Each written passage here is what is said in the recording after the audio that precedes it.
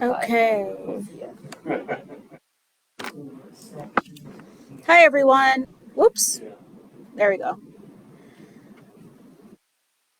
Okay, we're live. I haven't flipped the camera around, don't worry. Whose legs are we showing? No, I'm just kidding. Okay. So I'm going to wait for some people to join online and then I'll pan the camera around and we'll start, okay? Who's traveled? Who's been on an airplane since their stroke here? Anyone? No? Okay.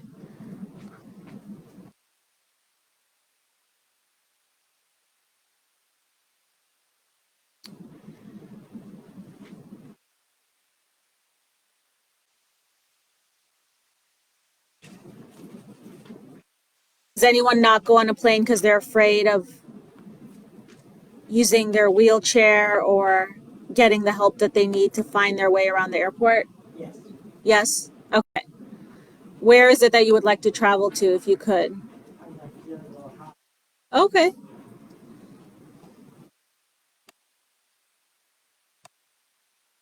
Okay. Yeah. Just sneak into her luggage. Okay. All right, we're going to start. Ready? Good morning, everyone. This is Musna from the American Stroke Foundation. Today we're live from our North Kansas location. Say hi, everyone. Hello. Hi. Hello. Hello. Okay. So this is the first time we're live from this location, and we'll be live from here at the end of August as well. So welcome to those who are joining us. Today we're going to talk about travel and transportation after a stroke. For more information on what we discussed today or any of our previous topics, please visit our website at americanstroke.org, and you'll see links to our YouTube, Facebook, blog. Our chat is open for questions, so please let us know what you're thinking. So before I get into the stuff you need to know about what your rights are with traveling, the take-home message from today is that there are policies and procedures in place to help you travel safely and confidently. But you have to take the initiative and you have to let people know what you need. So the biggest barrier can often be the fear of the unknown, right? This is the first time I'm traveling and my vision is different. I'm now in a wheelchair. The way I think is different. So that fear of the unknown is often the biggest barrier. So plan ahead and have someone that you trust help you through the process and know that there are systems in place. They're not perfect, but we need people who, you know, after a stroke, the only way you know what isn't right is to actually try it, right? Okay, so let's start with discussing what the laws are. So does anyone know the American with Disabilities Act? Have you guys heard of that? Okay, so that's the law that makes sure that we have ramps in addition to stairs, and that we have elevators in addition to stairs, and that we have doors where you can hit a power button, right? So when it comes to travel, the equivalent for that is called the Air Carrier Access Act. So that law makes it illegal for anyone to discriminate against you for on flights to and from the United States. Okay, so everything's backed by the law. That law is enforced by the Department of Transportation. And I'll tell you how, if you find a problem when you travel, there is a person you can contact to get your grievance aired, okay? So in addition to not discriminating against you, the law requires that you can get help with your wheelchair or any other assistive device. You can get help to board, get off the plane, connect to another flight. You can request a specific seat or a seating accommodation, and they are required to assist you with loading and unloading any transportation device that you have or assistive device. So they have to help you with your wheelchair. They have to help you with your walker. Does anyone here use portable oxygen when they travel or have a CPAP machine? Okay. So those are all covered as well. So an assistive device, real quick, you guys all know it. It's anything that helps you manage your disability and do what you need to do. So crutches, canes, and walkers count. Braces and prosthetics. You guys, some of you guys have AFOs on, right? Hearing aids count. Wheelchairs, portable oxygen, CPAP machines, and any prescription medications or medical devices needed to administer those medications, okay? So can you bring your device, can you bring your wheelchair, canes onto an airplane? Yes, you do not have to check it. As long as you confirm beforehand that it can be folded and put within the space on the airline, that's fine, okay? If it cannot fit on the airline, they're required to put it in the cargo area at no cost to you, okay? So if my device cannot be stowed in the cabin, where can I pick it up after the flight? So by law, your device has to be returned to you in as timely fashion as possible. So you don't have to go to baggage claim for it. I don't know if you've ever, when you've been on a plane, you've seen some people wait right as soon as they get out in the, what's that thing called? Huh? No, before the baggage claim, when you deplane and you're walking that little pathway between the plane and the, yeah, thank you. The jet bridge. That's what it's called. Yeah. They have some people waiting for strollers and wheelchairs, so they can have that ready for you right there. You don't have to go to baggage claim for it. And also the law says that airlines must check and return your device in the condition that they got it. Okay, so sometimes you see like these videos online of wheelchairs being tossed and equipment being damaged. You're protected against the law. Your device has to be returned to you the same way as it was, the same way it left you. Does anyone here know anyone who uses a power wheelchair after their stroke? Okay, you have a power wheelchair, John? Okay, so power wheelchairs can't be brought onto the plane. They have to be in the cargo area. That's because of the batteries and all those situations. So the airline, again, needs to be able to return that in the same condition they got it, okay? If your wheelchair folds, it can be stored in the overhead compartment under the seats. Airlines are required to accept one wheelchair for every 100 or more seats. So there is always availability, okay?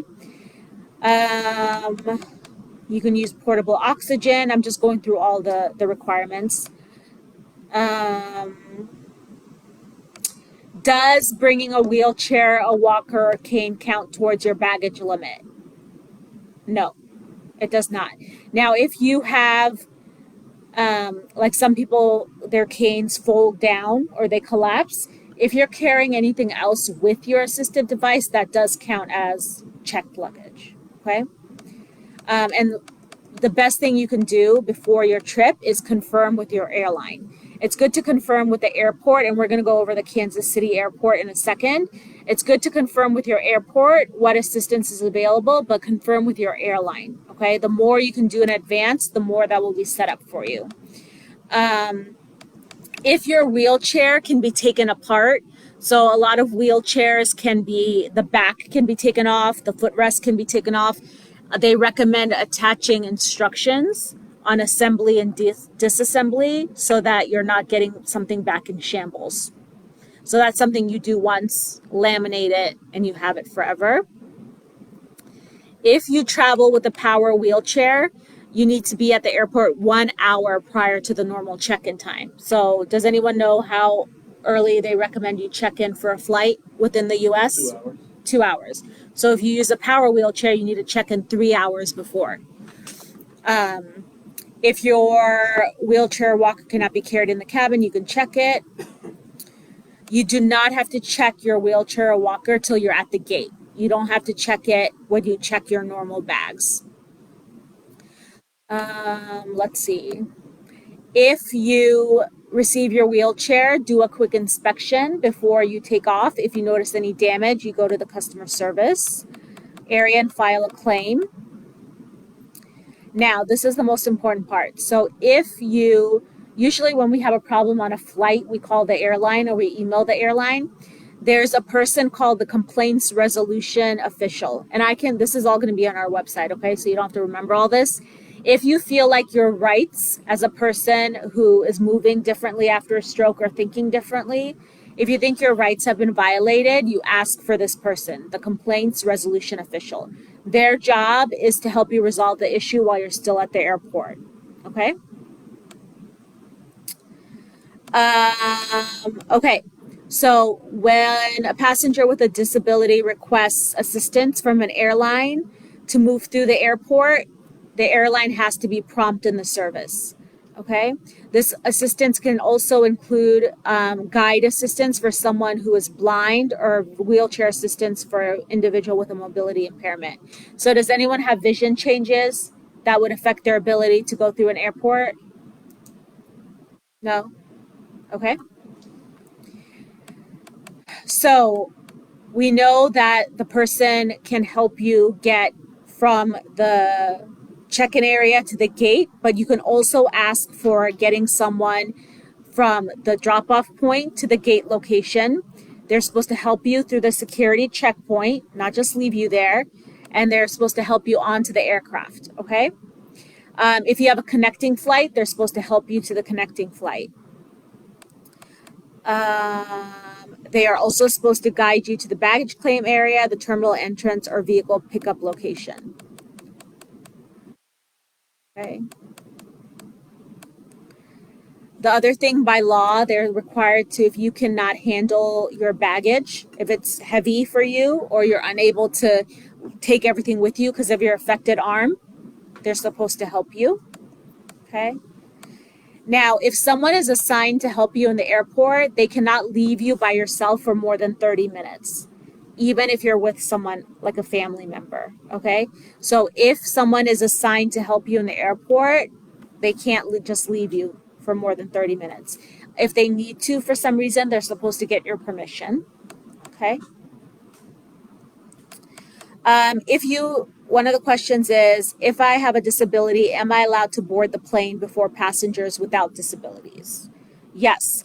If you self-identify means you have to let the person know that you have a disability. Just being in a wheelchair is not enough to guarantee help. Does that make sense? You have to let it be known that you need help. So if you self-identify as a passenger with a disability who needs additional time or assistance, the airline must allow you to board the plane before other passengers. Are airlines required to allow me to stop at the bathroom when assisting me to my flight? Yes.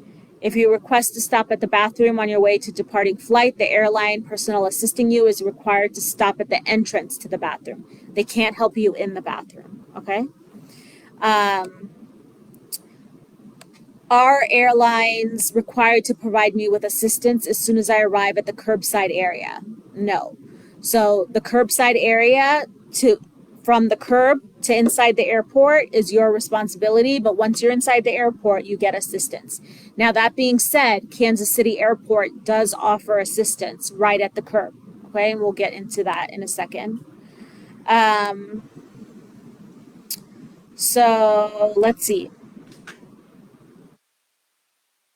Before your trip, they advise that you should make reservations as early as possible and advise the airline of what type of assistance you need.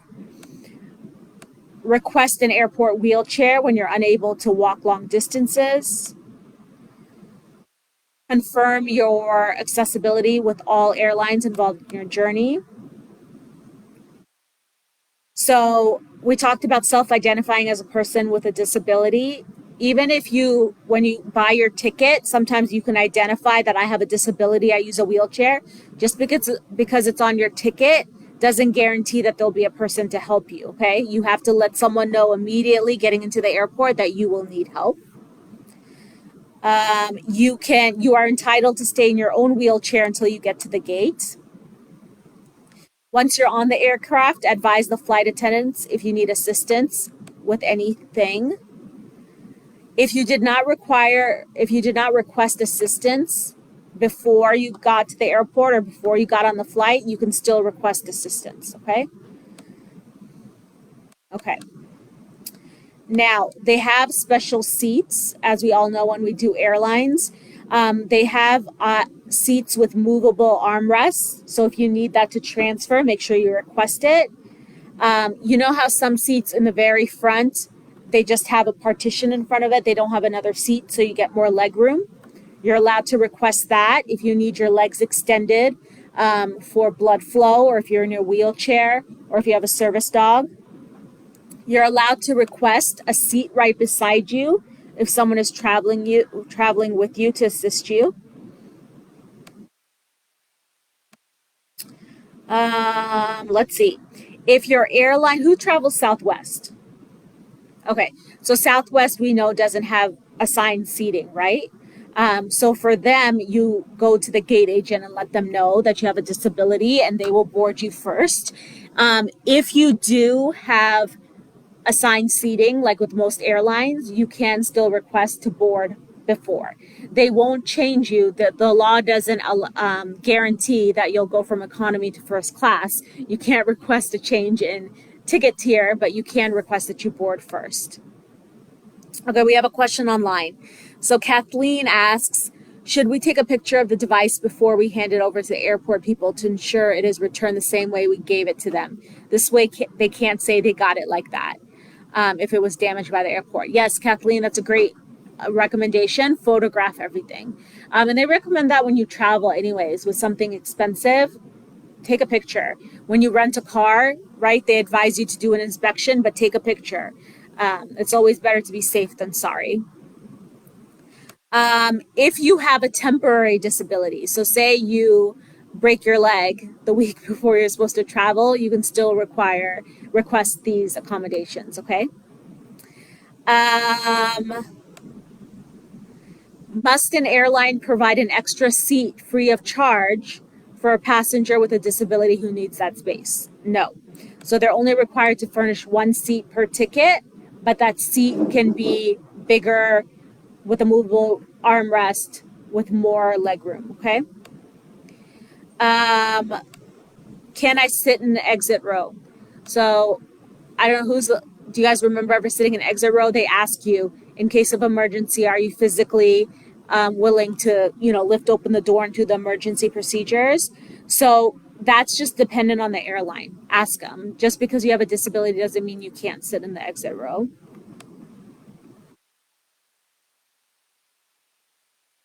What's your question, John? I used to love sitting in those. Yeah, so tall. Yeah, with the short people. It is. I just traveled a few weeks ago to go to DC for a wedding, and it was the first time I had traveled in years, not for any reason other than just, being anxious in small spaces and how's it going to be. And every time I travel, just they squeeze like a centimeter more of space out, right? So you feel like cattle going through the security check and then sardines in the airplane. um, okay. Let's see. When you arrive at the airport, check in at the ticket counter, confirm with the airline that they have your record for an accommodation request. You can always request to pre-board. If you get to the airport and for some reason your flight has been changed or they changed the aircraft carrier, they're required to transfer your accommodation request to the next one, okay? You're not supposed to go through all that hassle again. Again, if you encounter a problem, ask for the complaints resolution official. Okay, let's talk about Kansas City Airport. Who's been to the new one? Eric? Anyone? Anyone been to the new airport? How many flew through the old airport? What did you think of that in terms of being user friendly? It wasn't bad. Lee says it was bad. Don says it was okay. Josh says it was. It was all right, but what problems did you encounter? Well, the main thing is that their 911, just the way they had to configure it to, I just didn't like it. Yeah. So the new airport, they have some stuff in place to make sure that your experience is good. So they actually consulted with people in wheelchairs and people with disabilities in designing it. Do you have a question, Lee? Yeah. My question is, if you are in a wheelchair and you go to the airport and you want to board,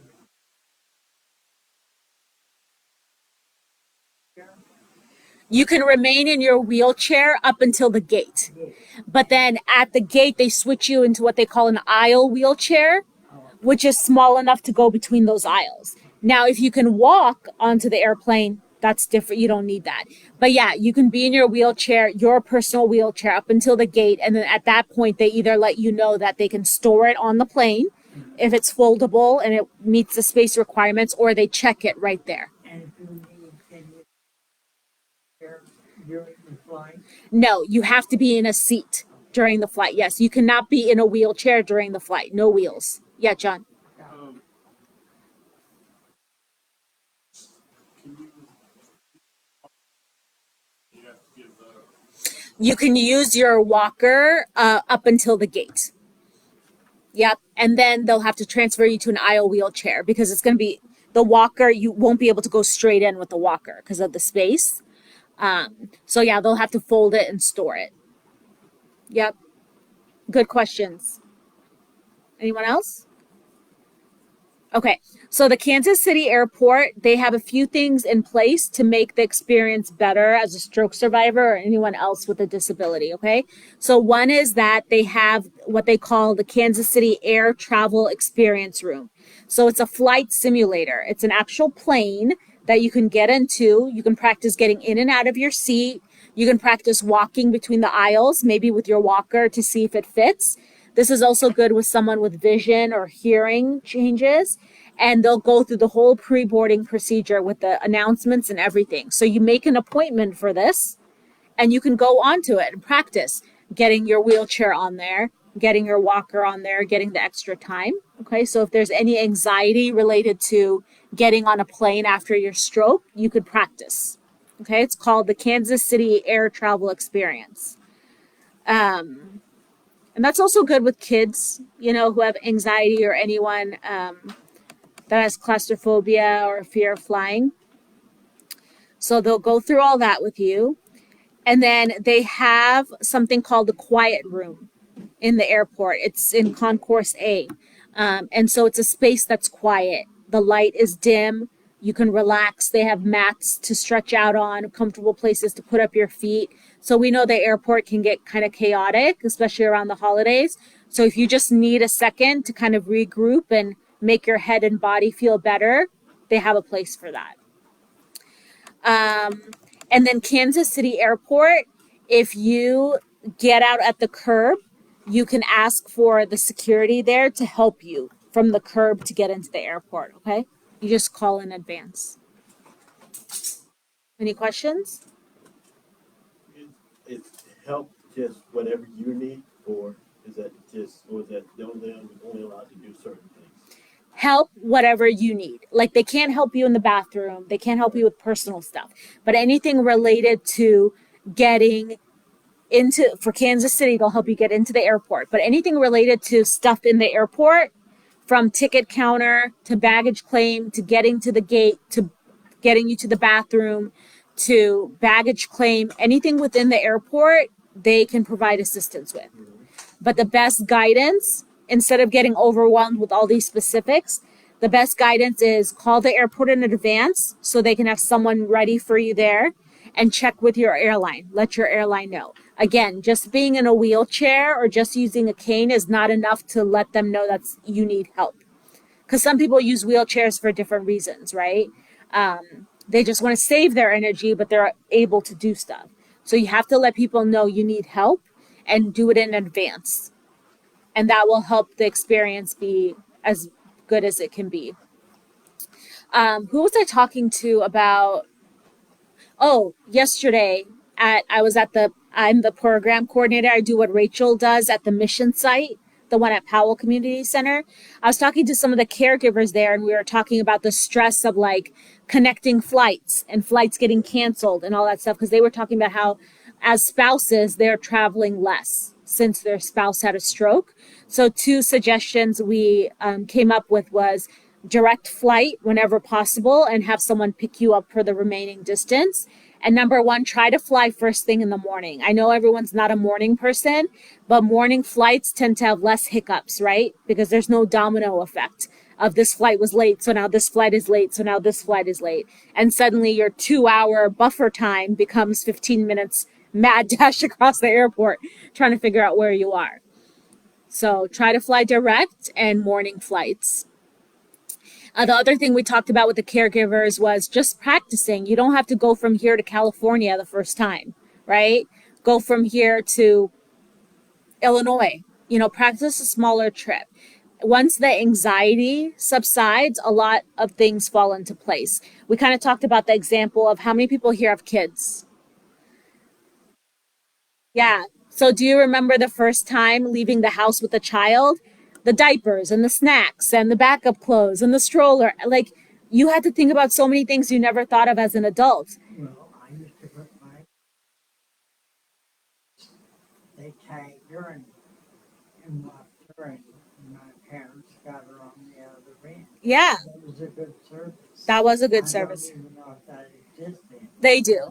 Lee was talking about here that they have chaperones for children traveling alone to make sure they get on and off. But when it comes to like just leaving your house to the grocery store, you had to learn how to pack for a child, right? And how to do that procedure. And it was scary at first, but it became automated.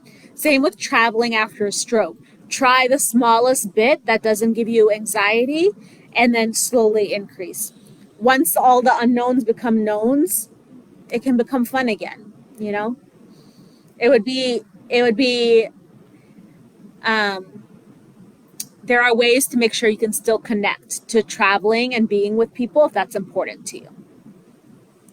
Okay, we have some questions online. So Alyssa says, I don't like body checks, even with the American Disability Act. Yeah. So sometimes if you have, if you're in a wheelchair or anything else, or you set off the metal detector, they'll do a pat down or a body check. And that can be very disconcerting. So someone is in your space, someone is touching your wheelchair. So that's where you want to make sure you know your rights, right?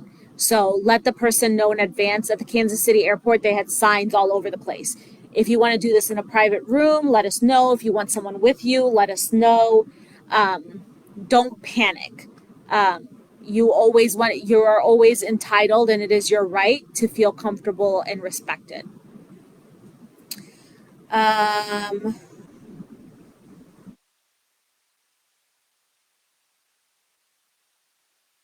Alyssa said I had cochlear surgery. Yeah, so whenever you have any devices or anything like that, Dexcom for diabetes, they did a body check. They are not nurses or health professionals. So Alyssa, that's actually a good point you're making. If you've had experiences like that where you're feeling like they're getting into information or they're getting into your space that's medical, and you're like, how much are they entitled to know? How much are they entitled to take out of my bag and stuff like that? Give them feedback. Maybe not in that moment when you're feeling flustered, like get to your flight safely, but definitely document those experiences and file suggestion form or a complaint form. They need to know that stuff. It wouldn't be a bad idea to have a medical provider. If someone is making you get out of your wheelchair, and like John and other people have like splints and braces, if someone is having you take that off, they might not know how to help you put it back on, right? And that's a problem. So they should have people trained. If they're going to take it off, if they're going to look at it, if they're going to take it apart, they need to be able to help you put it back together and not have an attitude about it. Maybe I'll go work at the airport. You guys can write me recommendations. Thank you for sharing that, Alyssa. Okay, so we talked about airplanes just because that is a popular mode of travel. For cars, obviously, I'm sure, how many of you guys had to change vehicles after your stroke? Or prefer to ride? Huh? I had to sell mine. You had to sell yours. You got a different vehicle? Well, I don't have. Okay. So you have to travel in a different vehicle than they're used to? Yeah, they won't. I can't drive. Okay. Yep. So we have the Air Carrier Act for airplanes. For trains, how many travel by train or prefer train or have thought about being on a train? Used to as a kid. Just as a kid? Okay, so they are also required when the train was brand new. So trains are required to comply, like with everyone else, the American with Disabilities Act. The Air Carrier Act is only related to airplanes. So again, call ahead, let them know what you need, and get a name and contact information. Okay, and just give yourself time. Give yourself time. I was doing some research for something recently, and a psychologist, he called it the HALT principle, that you shouldn't expect to perform your best in the HALT scenario. So HALT. So H is if you're hungry, don't make big decisions. A is if you're anxious. L is if you're late, running late, and T is if you're tired, right? So give yourself time, because if you're hungry, anxious, late, and tired, you're not going to get what you need in the time that you need it. It's going to be frustrating. I like that, especially the hungry part. Give yourself plenty of time, because you know yourself the best, right? You know what you need, so give yourself that time and make up time on the end, not the beginning. Any questions? Comments? I have a question. Yeah. What if you have a connecting flight and whatever? What is that? I mean, everybody's. And I go to Atlanta a lot, so It is chaotic. Yes. So connecting flights, if your initial flight is running late, they should communicate to the flight to hold for you. And if they already know, if you've already self-identified as a person needing help, they should have someone help you get from your original gate to the connecting gate as quickly as possible. Now, if you don't request help, people miss connecting flights all the time, right? That's not necessarily because of your disability. It's just because of how stuff happened, right? Then you just go to the ticket counter and let them know what you need, and they'll help you. Because sometimes, like when I went to DC, I ran into someone in the elevator and they changed his connecting flight time, and he only had 13 minutes to get from one gate to the other. And he was, he wasn't in a wheelchair, and he was a Marine, so he could have made it there, but he was like, that's just too much stress for me. So he opted to just rebook and stay at a hotel. Yeah. Like even before the stroke, we all had preferences, right? They're the ones like my dad who likes to get to the airport 7 hours in advance. And then they're the MacGyvers who are like, woo, 30 minutes to my flight. Here I come, right? Like we all have preferences on what makes us feel comfortable.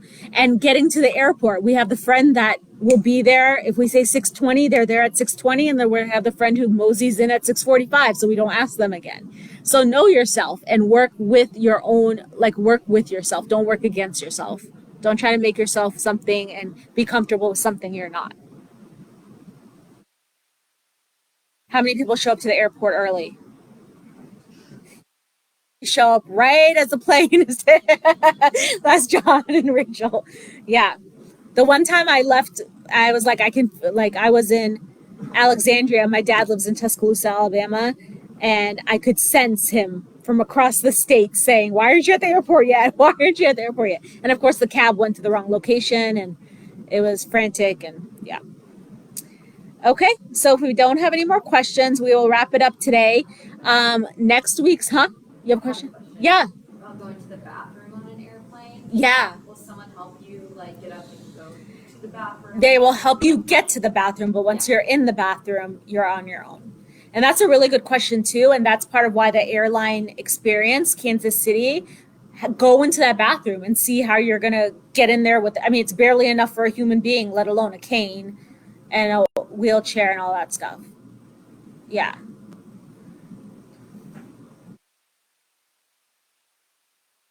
I decided, I avoid my wheelchair. I mean, it's nuisance.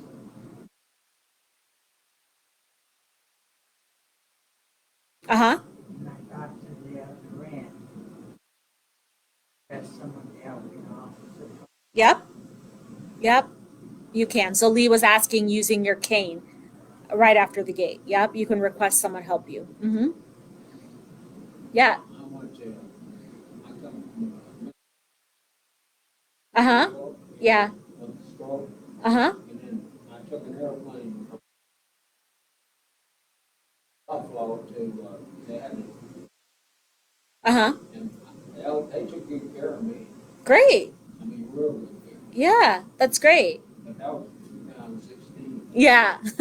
In 2016, Don was sharing that he was taken really good care of. So, you know, even when you have a positive, we tend to give feedback when we have a negative experience. Give feedback when you have a positive When I was experience. there, Charlotte, Yeah. there was a guy that stayed there with me. I had Yeah. a connecting flight. Yeah. He stayed with me all that time. That's great. Did you request that? No, I guess it's part of the deal. I just, Yeah, I did cover that.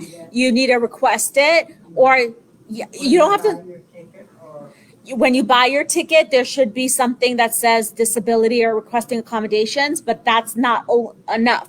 When you get there to the airport, check in with someone at the ticket counter and be like, hey, I have a disability and I need help. and they assign you someone. And they assign you someone. Now, should there be something like Hold on that? one sec. I'm sorry. Yeah, You're not allowed to leave you more than 30 minutes. more than 30 minutes unattended. No. Even if you're with like your companion, they can't leave you with more than 30 minutes alone without your permission. Yes. Should you have, anything especially marking your identification? that No. says that you have a disability? No. No. I mean, be like if you so that's a good question. One of the frequently asked questions was about if airline personnel suspect you're misusing the policies, that you just want to board early, you know. They can ask you in what capacity do you need a wheelchair and stuff like Or even just parking in. you do need a handicap placard Right, to okay. park, But yes. you don't have to have any kind of special ID. No. You already have the handicap placard. that's Uh-huh. good enough, right? Yep. Mm-hmm. Yep. The same placard you use in your car. Mm-hmm. Yeah. And sometimes it's a delicate balance, right? They're allowed to ask you questions within reason. But again, if you ever feel uncomfortable, let them know. Because the only way policies and procedures and stuff will change is if people give feedback. And the feedback that matters is from the person who's had the stroke, not from someone who hasn't had a stroke just saying it should be this way, it should be that way. Right? Yeah. The best ideas and the best procedures and the best changes come from the people who need them. Yep. Okay, thank you. Oh, Alyssa, one more comment. She says, my brother was in the military and knows that airports are required to help the ADA patients. Yes. The majority of people are willing to help, airport people and non-airport employees. When I would like to think that in most instances where something is not a positive experience, it's just because lack of knowledge. They're uncomfortable, they're flustered, they don't know where it is or anything. But sometimes, yeah, you encounter a mean person. And when you encounter a mean person, you request someone else, advocate for yourself, Check, and give feedback. check, we say check, No, check, check. no. You know, check. No violence. Well, sometimes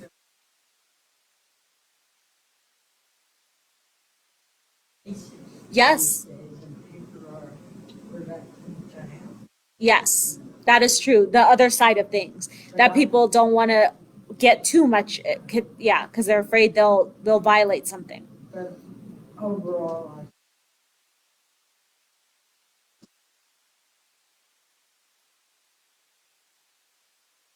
Yes, think it is. someone should always ask permission. Just like if someone wouldn't just go into your pocket to check something, right? Like a wheelchair, your brace, your assisted device, they're all a part of your person. So people need to ask permission before they move or touch anything. Now, from a standpoint, should you, because I see a lot. Typically they'll have a couple of pockets on them and, you know, I guess you have to be just conscious of which. Because, you know, you can lose something out of a pocket in a backpack that people have. I see people all the time wearing backpacks.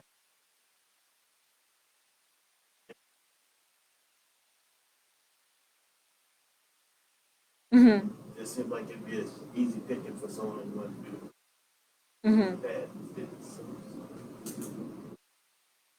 Like the, yeah, Yeah.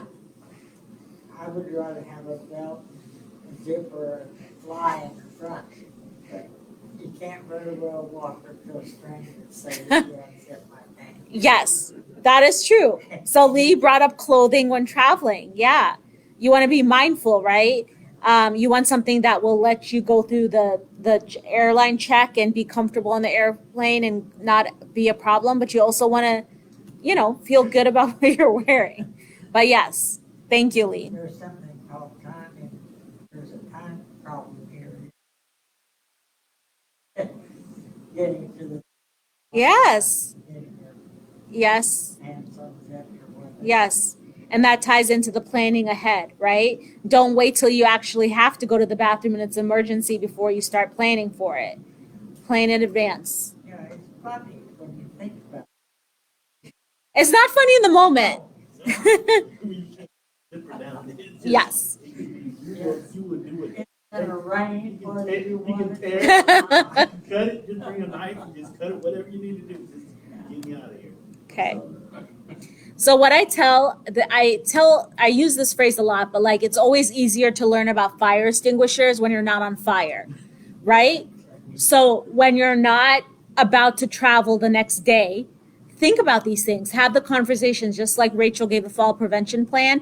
Have the conversations and make a plan and know your airlines and know your airport, so that you're not trying to do that stuff when you can't miss a flight because your kid is getting married,